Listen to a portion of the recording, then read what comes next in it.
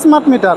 পশ্চিমবঙ্গে এখন একটাই কথা হচ্ছে, সেটা হচ্ছে স্মার্ট মিটার। পশ্চিমবঙ্গের প্রত্যেকটা বাড়িতে ইলেকট্রিক কানেকশানটা রয়েছে, সেইখানে যে মিটারটা রয়েছে সেই মিটারটা হচ্ছে সাধারণ মিটার, অর্থাৎ পুরাতন মিটার।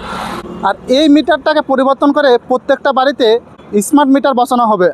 এই যে ঘোষণাটা করেছেন আমাদের দেশের অর্থাৎ ভারতবর্ষের বর্তমান ইলেকট্রিক মন্ত্রী শ্রী মনোহর লাল খাট্টারজি। আমাদের বাড়িতে অর্থাৎ জনসাধারণ বাড়িতে যে ইলেকট্রিক মিটারটা রয়েছে এখন, সেটা হচ্ছে সাধারণ মিটার। এই মিটারে কি হয় যে আমরা ইলেকট্রিক প্রথমে ব্যবহার করে নিই, তারপরে কিন্তু বিলটা আসে 3 মাস অন্তর। কিন্তু এটা এখন পরিবর্তন করে লাগানো হবে স্মার্ট মিটার। স্মার্ট মিটারটা হচ্ছে প্রথমে আপনাকে রিচার্জ করতে হবে, তারপরে কিন্তু আপনি ইলেকট্রিকটা ব্যবহার করতে পারবেন। কী ধরনের, যে আমাদের কাছে যে মোবাইলটা রয়েছে সেই মোবাইলে কিন্তু আমাদেরকে রিচার্জ করতে হয়। প্রথমে রিচার্জ করার পরে কিন্তু কথা বলতে পারি, ইন্টারনেট ব্যবহার করতে পারি। সেম কন্ডিশন হবে স্মার্ট মিটারটাও। প্রথমে আপনাকে বিল পে করতে হবে, তারপরেই কিন্তু আপনি ইলেকট্রিকটা ব্যবহার করতে পারবেন। এছাড়াও বিভিন্ন প্রসেস থাকবে।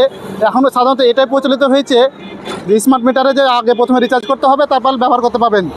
আরও কী কী পদ্ধতি আসবে সেটা জানতে হলে আমাকে অবশ্যই ফলো করবেন আমার এই চ্যানেলটাকে, তবেই আপনারা বিভিন্ন প্রকার তথ্যগুলো পেতে থাকবেন পশ্চিমবঙ্গ তথা ভারতবর্ষের বিভিন্ন তথ্যগুলো।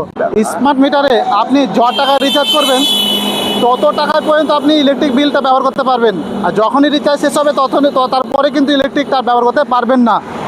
এই ধরনের তথ্যগুলো জানতে হলে অবশ্যই আপনাকে আমার চ্যানেলটাকে সাবস্ক্রাইব করে নিতে হবে। এই যে মিটারটি দেখতে পাচ্ছেন আপনারা, এটা হচ্ছে সাধারণ মিটার, যা পশ্চিমবঙ্গের প্রায় প্রত্যেকটা সাধারণ পরিবারের মধ্যে রয়েছে। এই মিটারটিকে পরিবর্তন করে লাগানো হবে এই মিটারটা।